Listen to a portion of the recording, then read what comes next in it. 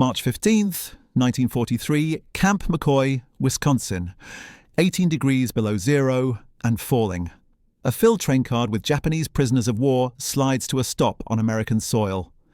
47 men who expected execution according to the warrior code that had shaped their understanding of capture and defeat.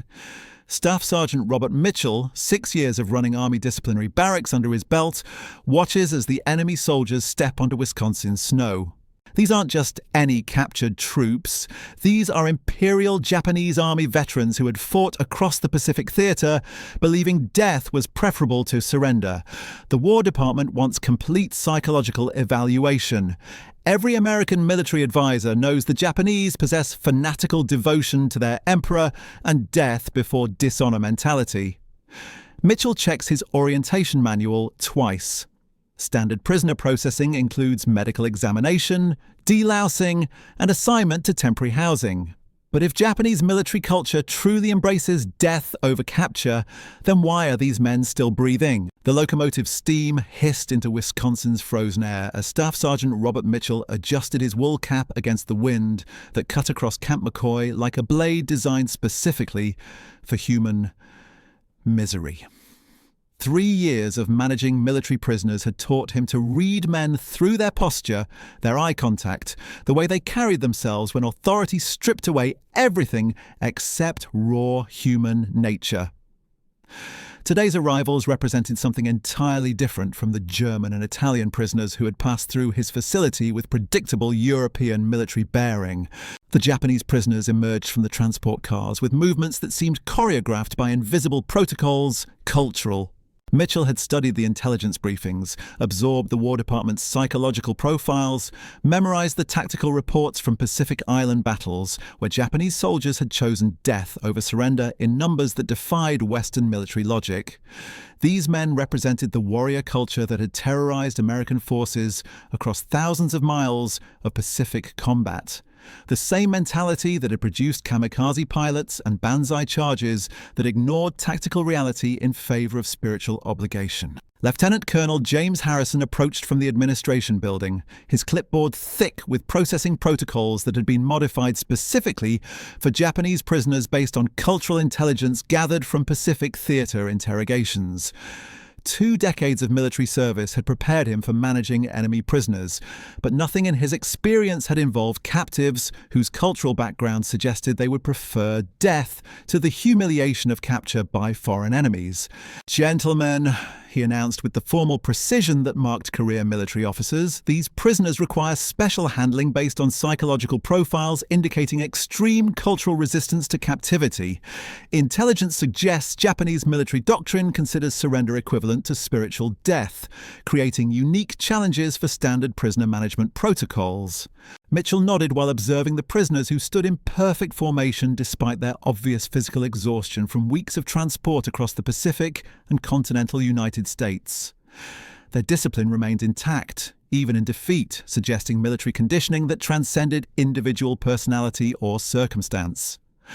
Every man maintained rigid posture that spoke of training designed to preserve unit cohesion, regardless of tactical situation or personal hardship. Corporal Danny Williams emerged from the medical facility carrying intake forms that would document each prisoner's physical condition and medical requirements, according to Geneva Convention standards that govern treatment of captured enemy personnel. His pre-war experience as a hospital orderly in Cleveland had provided practical knowledge of human anatomy and medical procedures that military service had refined into systematic approach to prisoner health management. The first surprise came during the initial medical screening when Dr. Sarah Peterson, the base's chief medical officer, discovered that Japanese prisoners exhibited physical conditioning that exceeded most American military personnel, despite obvious malnutrition from their final weeks of combat before capture. Muscle tone remained impressive even after extended periods of inadequate nutrition, suggesting training regimens that had prepared these men for sustained physical hardship under impossible conditions. Height and weight measurements reveal interesting patterns, Peterson announced, her medical training providing clinical detachment from cultural preconceptions about enemy capabilities. average physical condition exceeds expectations based on intelligence reports describing Japanese forces as physically inferior to American personnel. These men appear to have maintained military fitness standards despite obvious nutritional deficiencies during their final combat operations. The delousing procedure that followed medical examination provided the first indication that Japanese prisoners possessed cultural attitudes toward personal hygiene that would challenge American assumptions about enemy living conditions. Mitchell had processed hundreds of German and Italian prisoners who accepted standard military sanitation protocols with resigned cooperation, understanding that institutional cleanliness served practical purposes regardless of national origin or military allegiance. The Japanese prisoners approached the delousing station with visible confusion that seemed to transcend language barriers and enter territory of fundamental cultural misunderstanding. Their expressions suggested they were encountering procedures that violated expectations about how military prisoners should be treated by capturing forces. Mitchell found himself wondering whether Japanese intelligence had prepared these men for American prisoner management methods, or whether their cultural backgrounds simply lacked reference points for institutional sanitation practices. Williams guided the first group through initial processing with methodical efficiency that had been refined through months of managing diverse prisoner populations. His working-class background from Cleveland had taught him to approach every situation with practical problem-solving rather than theoretical assumptions about cultural differences or military protocols that might not translate across national boundaries. The real revelation came when the prisoners encountered Camp McCoy's shower facilities for the first time. Mitchell watched through observation windows as Japanese soldiers entered the bathing area with expressions that shifted from confusion to amazement to something approaching disbelief. Their reactions suggested they were encountering technology or procedures that exceeded their previous experience with military installations, either American or Japanese. Dr. Peterson documented each prisoner's response with clinical precision, understanding that psychological evaluation of enemy personnel required systematic observation of behavior under controlled conditions. Her medical background provided framework for distinguishing between cultural unfamiliarity and genuine psychological distress that might indicate mental health issues requiring therapeutic intervention. The shower system that had been installed at Camp McCoy represented standard American military engineering designed for efficient processing of large numbers of personnel under institutional conditions. Hot water delivery through multiple shower heads allowed simultaneous bathing of entire units while maintaining sanitary standards that prevented disease transmission in crowded military facilities.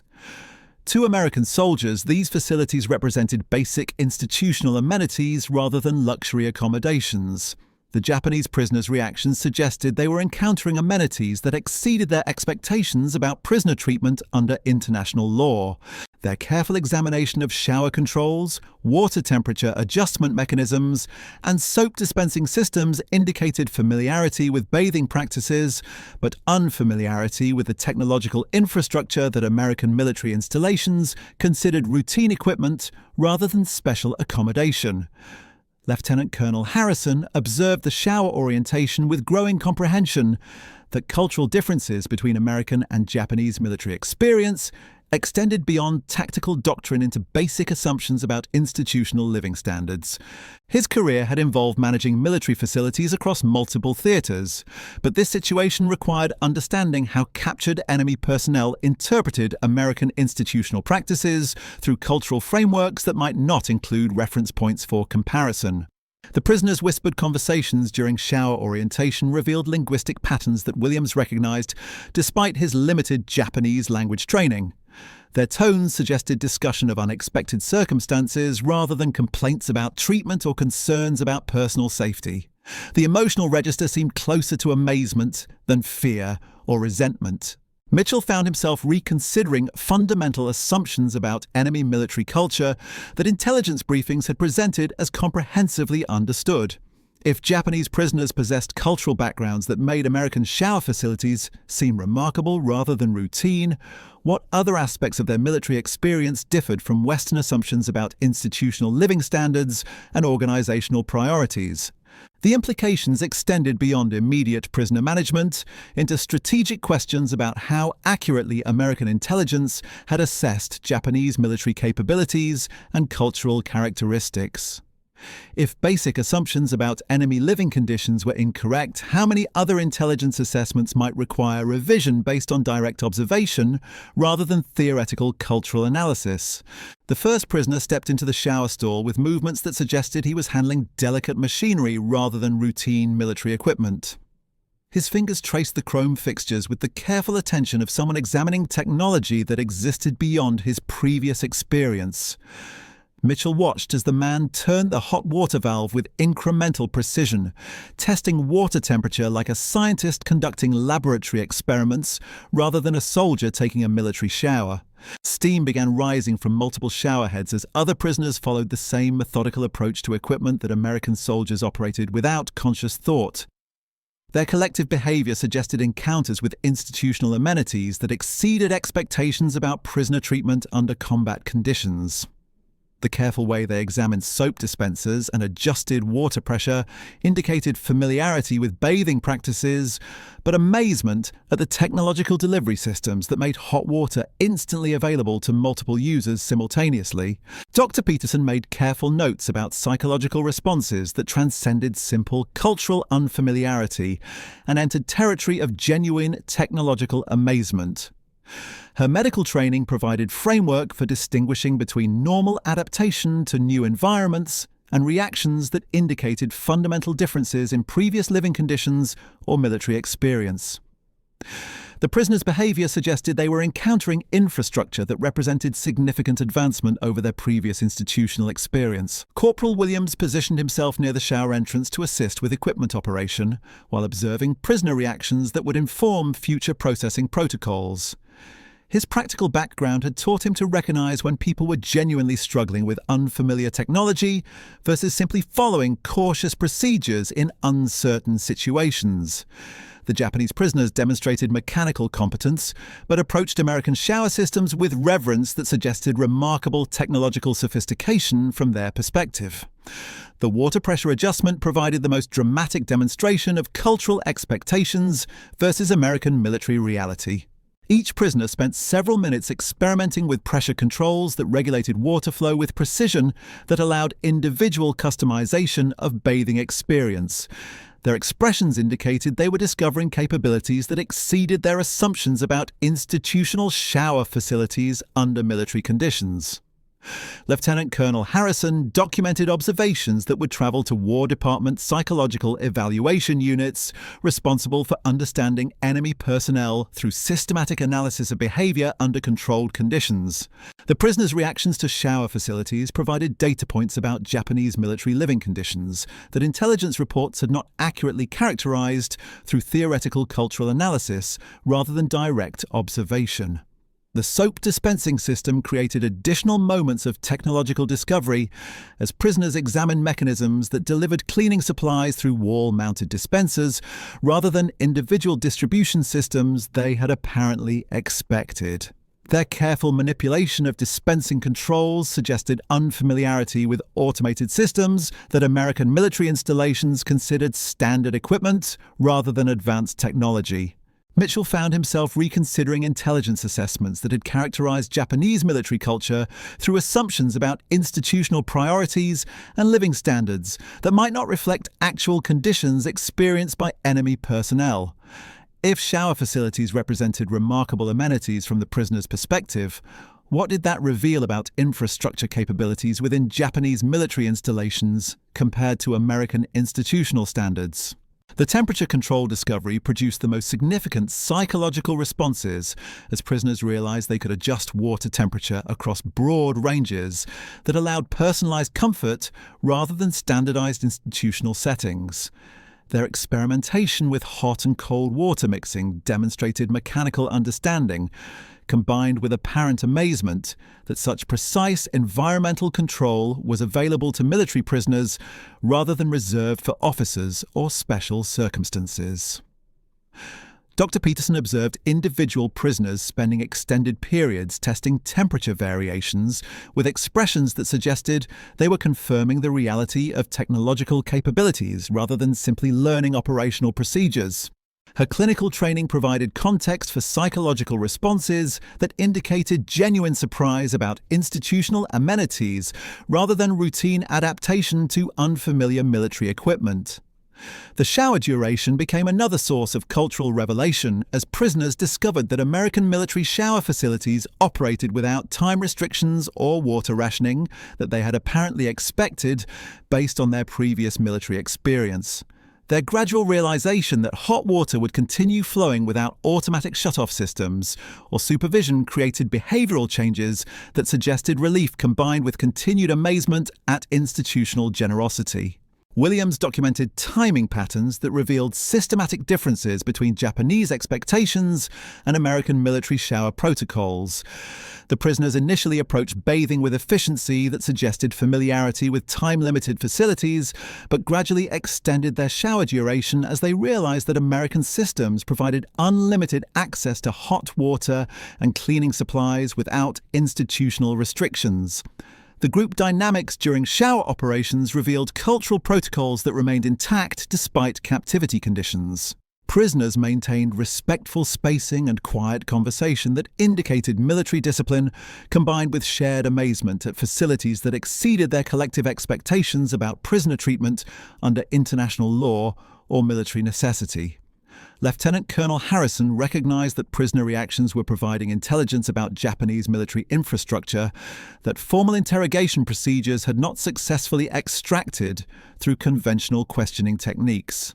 The spontaneous responses to American shower facilities revealed information about enemy institutional capabilities and living standards that strategic planners needed for accurate assessment of Japanese military-industrial capacity. The cleaning supply discovery created additional technological amazement as prisoners encountered soap varieties and personal hygiene products that suggested American military installations maintained supply chains capable of providing diverse amenities rather than basic survival necessities. Their careful examination of different soap types indicated they were encountering product variety that exceeded their assumptions about military institutional priorities under wartime conditions. Mitchell observed that prisoner conversations during shower operations contained emotional registers that suggested positive surprise rather than suspicion about American motives or concerns about hidden surveillance purposes. Their tones indicated genuine appreciation for facilities that exceeded their expectations about how capturing forces would treat enemy personnel according to military protocols or international agreements. The technological infrastructure supporting Camp McCoy's shower facilities represented American industrial capability that prisoners were encountering directly for the first time since their capture in Pacific Theater operations. Their systematic exploration of plumbing systems, heating mechanisms, and water pressure controls provided them with first-hand evidence of American manufacturing capacity and institutional resource allocation that intelligence reports had not adequately conveyed through theoretical analysis. Dr. Peterson documented psychological patterns that would inform War Department understanding of Japanese military personnel through behavioral observation rather than interrogation techniques that might produce less reliable information about enemy capabilities and institutional experience. The prisoners' genuine reactions to American shower facilities provided authentic data about comparative living standards and technological expectations that formal questioning procedures had not successfully extracted. The hot water revelation created the most profound psychological impact as prisoners gradually understood that American military installations maintained heating systems capable of delivering unlimited quantities of heated water to individual users without rationing protocols or time restrictions that their previous experience had apparently established as normal military procedure. Each man stood beneath shower heads that delivered consistent water temperature, regardless of simultaneous usage by multiple prisoners, demonstrating infrastructure capacity that exceeded their fundamental assumptions about institutional resource allocation during wartime conditions.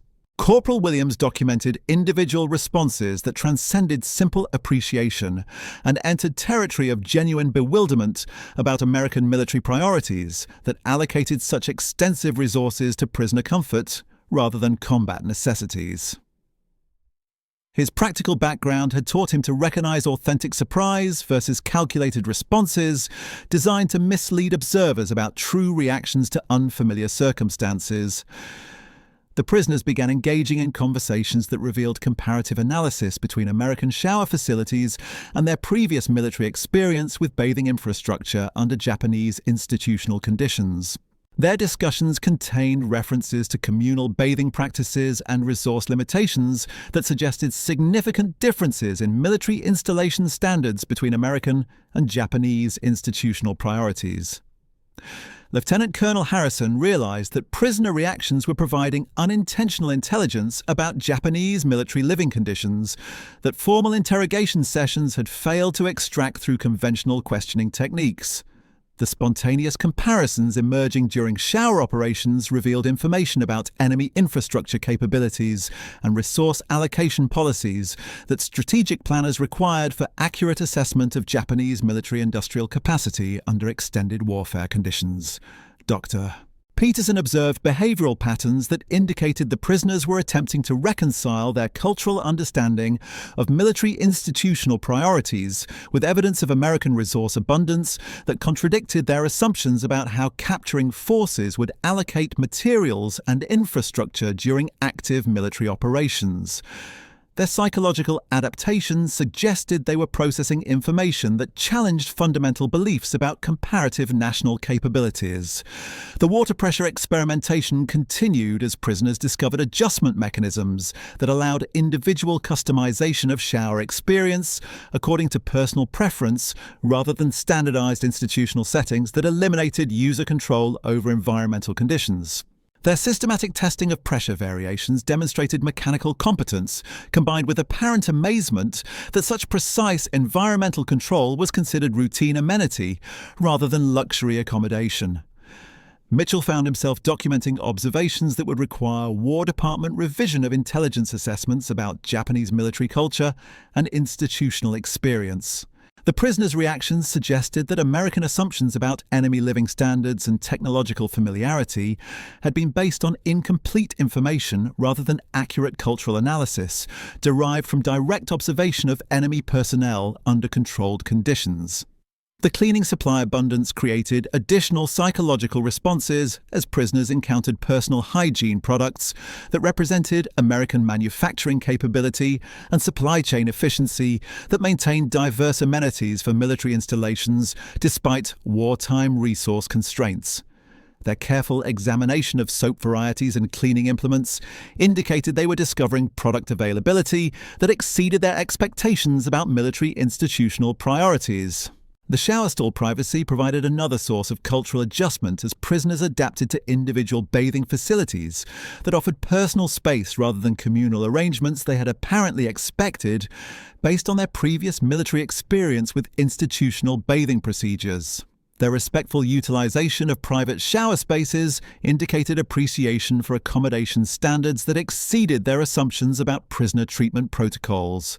Williams observed that prisoner conversations gradually shifted from amazement about technological capabilities to discussions about American industrial capacity that could maintain such extensive infrastructure while simultaneously conducting global military operations across multiple theaters of combat. Their analytical approach suggested they were processing strategic implications rather than simply enjoying improved personal comfort. The unlimited hot water discovery produced the most sustained psychological impact as prisoners realized that American shower systems operated without automatic shutoff mechanisms or supervisory oversight that would terminate bathing sessions after predetermined time periods. Their gradual extension of shower duration indicated they were testing the reality of resource availability rather than simply following efficient bathing procedures. Dr. Peterson documented individual behavioral changes that revealed systematic revision of prisoner assumptions about American military capabilities and institutional priorities based on direct experience with infrastructure that exceeded their previous understanding of what capturing forces would provide to enemy personnel under international law or military necessity.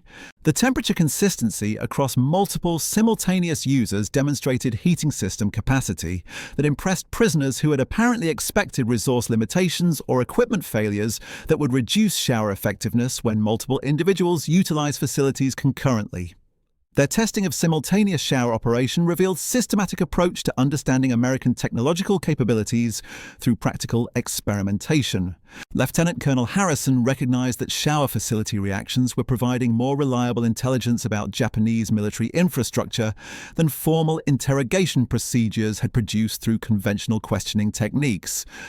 The prisoners' spontaneous comparisons and unconscious behavioral responses revealed authentic information about enemy institutional capabilities and living standards that strategic assessment required for accurate evaluation of Japanese military industrial capacity.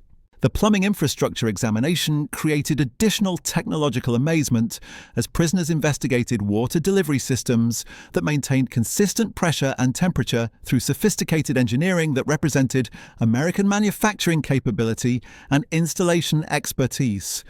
Their systematic exploration of shower mechanisms indicated they were encountering technology that exceeded their assumptions about military institutional infrastructure under wartime conditions.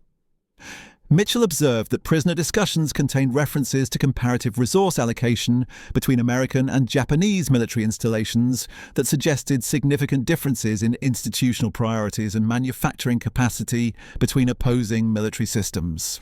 Their analytical conversations revealed information about enemy infrastructure limitations that intelligence reports had not successfully documented through theoretical cultural analysis. The soap dispenser mechanisms provided continuing source of technological discovery as prisoners examined automated systems that delivered cleaning supplies through wall-mounted dispensers rather than individual distribution methods they had apparently expected based on their previous military institutional experience. Their careful manipulation of dispensing controls demonstrated mechanical competence combined with apparent surprise at automated convenience systems. The showerhead design created additional appreciation as prisoners discovered adjustable spray patterns that allowed customization of water delivery according to individual preference rather than fixed institutional settings that eliminated user control over bathing experience. Their systematic testing of spray variations indicated they were encountering technological sophistication that exceeded their expectations about military shower facilities. Dr. Peterson documented psychological adaptation patterns that revealed prisoner processing of information that challenged their fundamental assumptions about American military capabilities and institutional resource allocation during active warfare conditions. Their behavioral changes indicated they were reconciling direct experience with previous cultural understanding of comparative national infrastructure capacity. Williams noted that prisoner conversations gradually incorporated strategic analysis about American industrial capability that could maintain extensive institutional amenities while conducting global military operations across multiple theaters of combat simultaneously. Their discussions suggested they were processing implications of infrastructure abundance rather than simply appreciating improved personal comfort during captivity. The hot water duration testing continued as prisoners systematically explored the limits of heating system capacity through extended shower sessions that would determine whether American facilities could maintain consistent temperature and pressure under sustained usage patterns. Their methodical approach revealed scientific curiosity about technological capabilities rather than simple enjoyment of bathing amenities. Lieutenant Colonel Harrison understood that prisoner reactions were providing authentic intelligence about Japanese military living conditions and institutional experience that formal questioning procedures had failed to extract through conventional interrogation techniques. The spontaneous behavioral responses and unconscious comparisons revealed reliable information about enemy infrastructure capabilities that strategic planners required for accurate assessment of comparative military industrial capacity. The shower facility exploration represented more than cultural adjustment to American institutional amenities.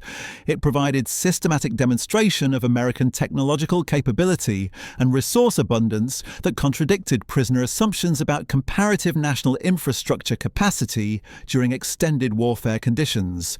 Their continuing amazement suggested they were processing information that would fundamentally alter their understanding of American military-industrial capability and institutional priorities under combat conditions. The systematic exploration of shower facilities revealed patterns that would reshape American intelligence assessments about Japanese military infrastructure for the remainder of the Pacific War. Each prisoner's methodical testing of water temperature controls, pressure adjustments, and soap dispensing mechanisms demonstrated analytical thinking that transcended simple appreciation and entered territory of strategic evaluation. Their conversations contained technical observations about American manufacturing capability that intelligence officers had failed to extract through months of formal interrogation procedures. Corporal Williams documented timing patterns that revealed cultural protocols extending beyond individual bathing practices into collective behavior that remained intact despite captivity conditions. The prisoners maintained respectful rotation schedules and resource sharing that indicated military discipline combined with growing comprehension of American institutional capacity that could provide unlimited hot water and cleaning supplies without apparent concern for wartime resource conservation. The medical evaluation that followed shower operations provided Dr. Peterson with unprecedented opportunity to observe psychological adaptation in real time as prisoners processed experiences that challenged fundamental assumptions about comparative national capabilities. Their physical responses indicated genuine relief combined with continued bewilderment about American military priorities that allocated extensive resources to prisoner comfort rather than combat necessities during active global warfare. Private First Class. Tommy Chen arrived from the mess hall carrying meal trays that would introduce the next phase of cultural revelation as Japanese prisoners encountered American military food service capabilities. His family's restaurant experience in San Francisco had provided practical knowledge of institutional cooking that military service had refined into systematic approach to feeding large numbers of personnel under controlled conditions. The dining facility at Camp McCoy represented standard American military architecture designed for efficient meal service to diverse populations under institutional conditions. Long tables with bench seating allowed communal dining while maintaining supervised that NSRI oversighted security protocols without creating unnecessarily restrictive atmosphere. To American military personnel, these facilities represented basic institutional amenities rather than exceptional accommodation for enemy prisoners. The Japanese prisoners entered the mess hall with the same careful attention they had demonstrated during shower operations, examining serving procedures and food presentation with expressions that suggested encounters with institutional practices that exceeded their expectations about prisoner meal service under international law. Their systematic observation of American food service infrastructure indicated they were processing information about logistical capabilities rather than simply preparing for routine meal consumption.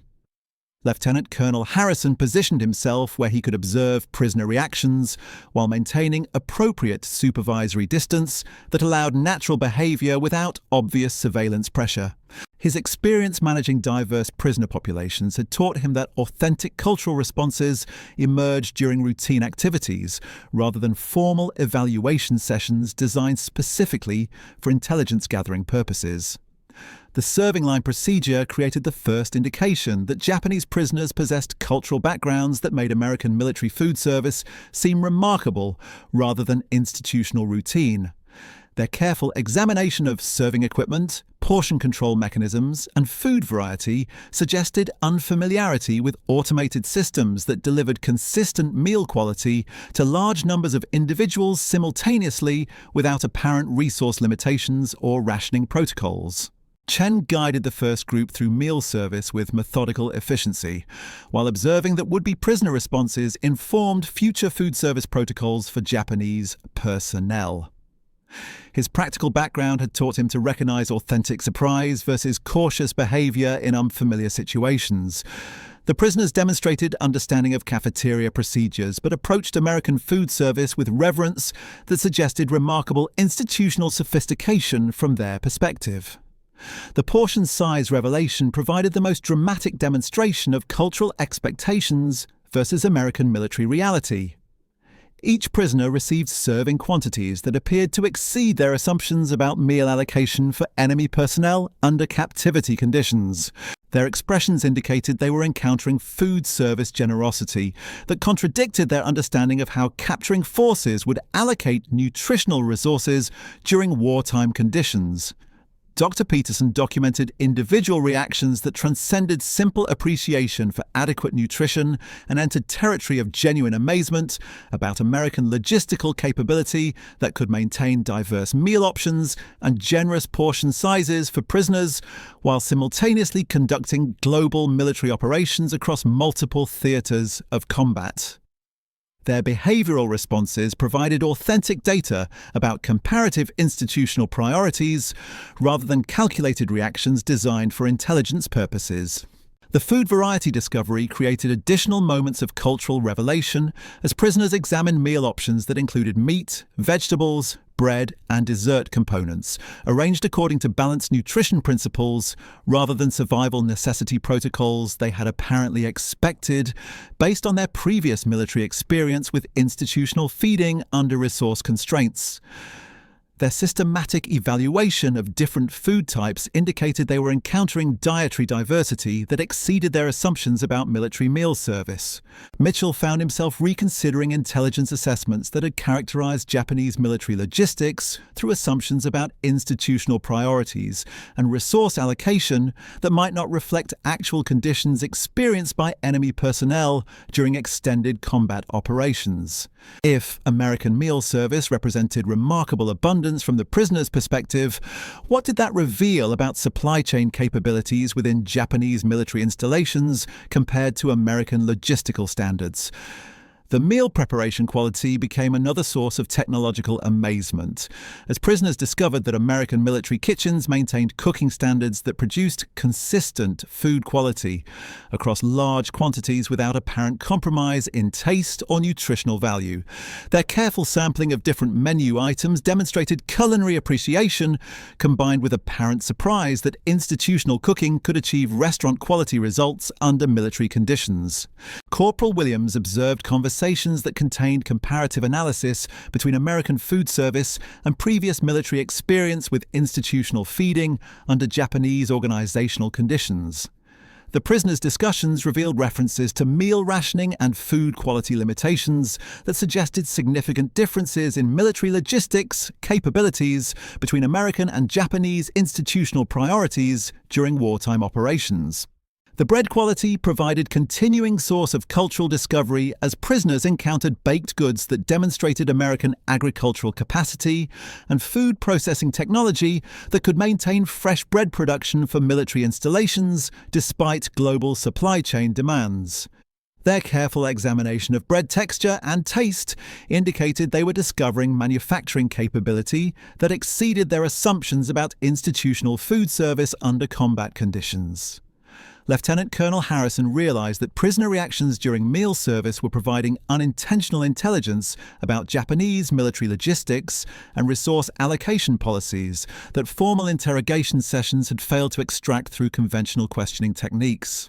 The spontaneous comparisons emerging during dining operations revealed information about enemy supply chain limitations and institutional feeding standards that strategic planners required for accurate assessment of Japanese military sustainability. The dessert revelation created the most profound psychological impact as prisoners gradually understood that American military meal service included sweet treats and additional food items beyond basic nutritional requirements. Their systematic sampling of dessert options indicated they were encountering dietary luxury that contradicted their assumptions about prisoner feeding protocols under military necessity or international law requirements. Dr. Peterson documented behavioral patterns that indicated prisoners were attempting to reconcile their cultural understanding of military logistical priorities with evidence of American resource abundance that exceeded their fundamental beliefs about comparative national supply chain capability during extended warfare conditions. Their psychological adaptations suggested they were processing strategic implications rather than simply enjoying improved nutrition. The meal timing flexibility became another source of institutional amazement as prisoners discovered that American food service operated according to extended schedules that allowed multiple serving periods rather than rigid meal times that eliminated individual scheduling preferences. Their gradual adaptation to flexible dining arrangements indicated appreciation for accommodation standards that exceeded their expectations about prisoner treatment under military supervision. As the Wisconsin winter deepened around Camp McCoy, Staff Sergeant Mitchell compiled his final reports with numbers that would challenge every assumption the War Department had made about Japanese military capabilities. The shower facilities had revealed more intelligence in 3 days than months of formal interrogation had produced. These prisoners weren't discovering luxury accommodations. They were encountering basic American institutional infrastructure that exposed the vast gap between nations locked in total war. The amazement in their eyes wasn't cultural curiosity. It was strategic recognition of industrial capacity that could provide unlimited hot water to enemy prisoners, while simultaneously manufacturing victory across 2 oceans. Sometimes the most profound intelligence came not from what enemies said, but from what genuinely surprised them. The data Mitchell submitted to Washington that spring would fundamentally alter American intelligence assessments about Japanese military infrastructure for the remainder of the Pacific campaign. Every spontaneous reaction, every whispered comparison, every moment of genuine technological amazement had provided more reliable information about enemy capabilities than conventional interrogation techniques had extracted through months of systematic questioning. The prisoners' authentic responses to American shower facilities and meal service revealed strategic intelligence about comparative national industrial capacity that formal intelligence gathering had failed to document. Dr. Peterson's psychological evaluations confirmed what Mitchell had observed through careful behavioral analysis. These Japanese soldiers weren't simply adapting to unfamiliar institutional procedures, they were processing evidence of American manufacturing capability and resource allocation that contradicted their fundamental assumptions about comparative military-industrial capacity during total warfare. Their continued amazement suggested they were reconciling direct experience with previous understanding of what modern military infrastructure could achieve under global combat conditions. The implications extended far beyond Camp McCoy's prisoner management protocols into strategic questions about how accurately American intelligence had assessed Japanese military sustainability and logistical capabilities. If basic assumptions about enemy living standards and institutional infrastructure were fundamentally incorrect, how many other intelligence assessments required revision based on authentic observation rather than theoretical cultural analysis? The answer would reshape Pacific theater strategy in ways that conventional intelligence gathering had never achieved through formal interrogation procedures designed specifically for extracting military information from captured enemy personnel.